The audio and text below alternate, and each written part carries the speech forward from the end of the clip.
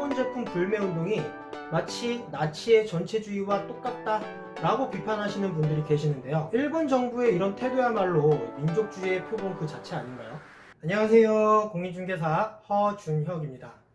자, 여러분, 요즘 한국과 일본의 관계가 매우 좋지가 않죠. 일본이 한국을 화이트리스트에서 제외하면서 이 양국의 무역관계도 매우 냉각이 되었어요. 한국 국민들의 불매운동은 시간이 갈수록 더욱 커져가는 느낌이고요. 요즘 저희 부동산 사무실도 이 한일 관계 이야기로 매우 뜨겁습니다. 자, 왜냐면요, 인근 사장님들의 토론장 역할을 하고 있는 곳이 바로 이 부동산 사무실이기도 하거든요. 요즘은 이 한일 관계가 가장 큰 이슈인데요. 그 중에서도 이 강제징용 피해자들의 개인배상 청구권이 살아있느냐, 그것에 대한 토론이 아주 활발해요. 자, 그런데 이 본인들끼리 이야기하시다가 꼭 마지막에 가서는 저에게 이제 의견을 물으십니다. 그럴 때면은 제가 참 난감한데요. 자, 그래서 오늘은 최근 일어나고 있는 이 한일 무역 전쟁의 출발점이 된 강제징용 피해자들의 개인배상 청구권과 또 국내에서 일어나고 있는 불매운동에 대한 제 개인적인 생각을 한번 말씀드리도록 하겠습니다. 우선 이 한일 청구권 협정에 의해 개인의 배상 청구권이 소멸되었다. 이미 일본은 다 배상을 했는데 한국 정부가 약속을 어기고 있다 라고 말씀하시는 분들이 많으시던데요. 자, 우선 우리나라 한국은 3권 분립이 보장된 나라예요. 사법부의 판단을 정부는 존중해야 됩니다. 만약 정부가 대법원에서 인정한 개인배상 청구권을 더 이상 주장하지 말라라고 할 수가 없는 거죠. 자, 이런 일은 독재국가에서나 가능한 일이겠죠. 자, 하지만 대한민국은 엄연히 민주주의 국가입니다. 한일 청구권 협정은 일제 식민지 지배에 대한 배상을 하라는 차원의 국가 대 국가의 협정이었어요. 자, 그런데 일본은 끝내 식민지 지배의 불법성을 인정하지 않았죠. 일본이 제공한 무상원조 3억 달러, 그리고 유상원조 2억 달러. 그런데 여기서 유상원조는 우리한테 준 게 아니에요. 우리가 갚아야 될 돈인 거예요. 자, 그리고 상업차관 3억 달러. 이 돈에 대해서는 일본 스스로가 한국이라는 신생국 독립에 경제적으로 협력한다라는 의미로 돈을 제공하는 것이다 라고 했어요. 자, 결론적으로 그럼 배상은 없었던 거예요. 그러면서도 앞으로 한국은 일본에게 배상 청구는 할 수 없다 라고 협정을 맺은 거죠. 맞아요. 한국 정부는 그 협정으로 인해서 더 이상 일본 정부에게 배상 청구를 할 수가 없습니다. 하지만 그건 어디까지나 국가 대 국가의 협정인 거죠. 피해자 개인의 배상 청구권이 남아있다는 것은 91년 당시 일본 외무성 조약국장이던 야나이 슌지가 3번이나 정확하게 말한 내용이에요. 1991년 일본 국회에서의 일본 정부 답변에서 한일 협정의 의미에 대해 국가로서 갖고 있는 외교 보호권을 포기했음을 확인한 것이고, 소위 개인의 재산 청구권 자체를 국내법적인 뜻으로 소멸시킨 것은 아니다 라고 했습니다. 자, 그리고 현 고노타로 일본 외상도 개인 청구권이 남아있음을 인정한 바가 있어요. 그런데 현재는 말을 바꿔서 한국이 약속을 어겼다라고 주장을 하고 있죠. 개인 청구권이 남아있다고 하면서 한국이 약속을 어겼다? 뭔가 이상하죠? 개인 청구권이 남아있다면서요. 그래서 그 개인 청구권을 행사하려고 하는 건데 무슨 약속을 어겼다는 말이죠? 말 자체가 앞뒤가 맞질 않죠. 자, 그러면 당연히 우리는 아닌 건 아니라고 이야기를 하는 게 맞다고 생각합니다. 자, 그리고 한국에서 일어나고 있는 일본 제품 불매운동이 마치 나치의 전체주의와 똑같다 라고 비판하시는 분들이 계시는데요. 자, 이 부분도 한번 곰곰이 생각을 해보면 한일 청구권 협정으로 한국 정부가 일본에서 돈을 받아서 경제발전하는 데 썼으니까 된 거 아니냐. 그러니까 개인배상 청구권으로 더 이상 나라를 시끄럽게 만들지 말아라 라고 한다면 이런 사고방식이야말로 저는 전체주의적인 사고방식이라고 생각을 해요.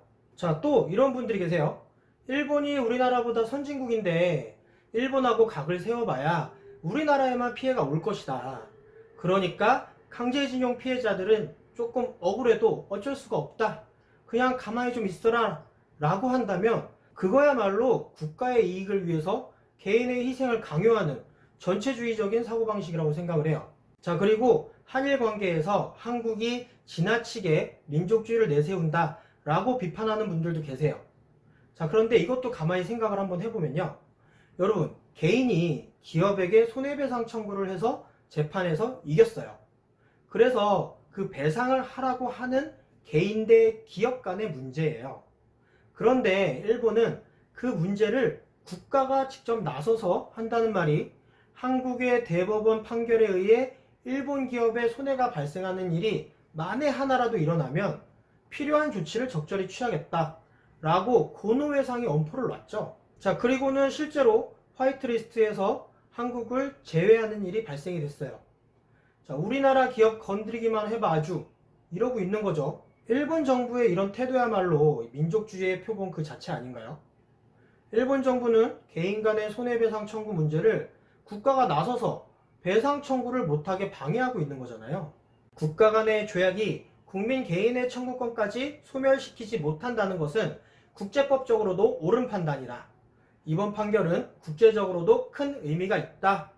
자, 이 말은 지금 제가 하는 말이 아니고요. 우스노미야 겐지 전 일본 변호사협회 회장이 한 말이에요. 자, 그럼에도 불구하고 아베 총리는 반성 없는 태도로 뻔뻔하게 거짓말을 하고 그러더니 수출 규제까지 하겠다고 나선 거죠. 자, 그러니까 한국 국민들은 어떻게 돼요? 너네가 안 팔아? 아니, 그냥 우리가 안 살게 하고 불매운동이 시작된 거죠. 저는 사실 그래요. 불매운동은 개인의 의사에 따라서 자유롭게 선택해서 해야 될 문제지 절대 다른 사람에게 이제 강요하거나 그러면 안 된다라고 생각을 해요. 그냥 나는 불매를 하고 싶으니까 하는 거지만 다른 사람에게는 강요해서는 안 되겠죠. 자, 그 안에 억울하게 피해보는 한국인들도 있기 때문이에요. 자, 그런데 이런 자발적인 불매운동을 하는 사람들을 두고 선동을 당해서 저런다 라고 하시는 분들이 있어요. 자, 그런데 이 선동이란 말은 사실 부메랑과도 같은 말입니다. 결국 본인에게도 그 선동이라는 단어가 그대로 적용이 될 수가 있어요. 그래서 그 선동이라는 말은 자신에게 다시 돌아올 수도 있는 말이라는 점을 한번 꼭 돌아보시기를 바라겠습니다. 저는 사실 이 일본 제품에 대한 불매운동은 한국의 국민으로서 당연히 할 수 있는 가장 평화적인 항의의 수단이라고 생각을 합니다. 자, 거짓말하는 국가에서 수입되는 물건을 구매하고 안 하고는 개인이 자유롭게 선택을 할 수 있는 거죠. 안 사도 되는 일본 제품을 구매하지 않는 방법으로 항의하는 것. 자, 이것 자체가 굉장히 평화적인 방법 아닌가요? 자, 물론 우리가 이 불매운동에 대해서 한 번쯤 다시 생각해 봐야 될 부분이 있기는 해요. 뭐냐면 일본 기업이지만 한국에서 한국 사람들의 직장 역할을 해주는 곳도 있기는 하죠. 자, 이 부분이 사실 가장 안타까운 부분입니다. 또 일본 제품을 취급하는 한국인 자영업자들도 마찬가지고요. 이분들은 사실상 잘못한 게 없잖아요. 자, 그런데 애꿎은 분들이 피해를 보게 되는 것이 참 마음이 안 좋기는 해요. 그런데 또 그렇다고 안 사고 싶은 일본 제품을 억지로 살 수는 없는 거잖아요.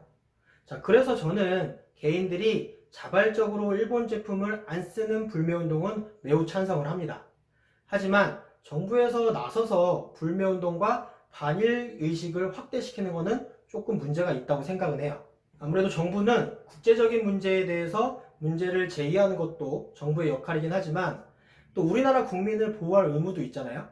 자, 그런데 국내에서 일본 제품 불매운동이 일어나면 어쩔 수 없이 또 피해를 보는 한국인들이 생긴다는 것을 자, 정부도 알고 있을 거예요.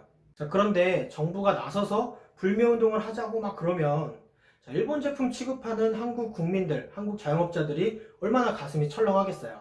이 불매운동의 불똥이 아무 잘못 없는 한국인들과 한국인들 매장으로 튀지 않도록 우리가 신경을 써줘야 되는 부분이겠죠.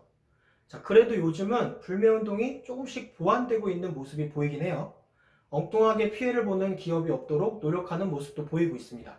자, 그리고 우리는 일본에 관광객으로 가지 않더라도 일본 관광객들은 우리나라로 더 많이 오게 해야 되겠죠. 자, 우리는 일본 거를 안 사더라도 일본 사람들은 우리나라 물건 사게 하는 게 좋은 거잖아요. 매장에 일본인이 손님으로 오면 반갑게 맞아주세요. 아주 친절하게 대해주셔야 됩니다.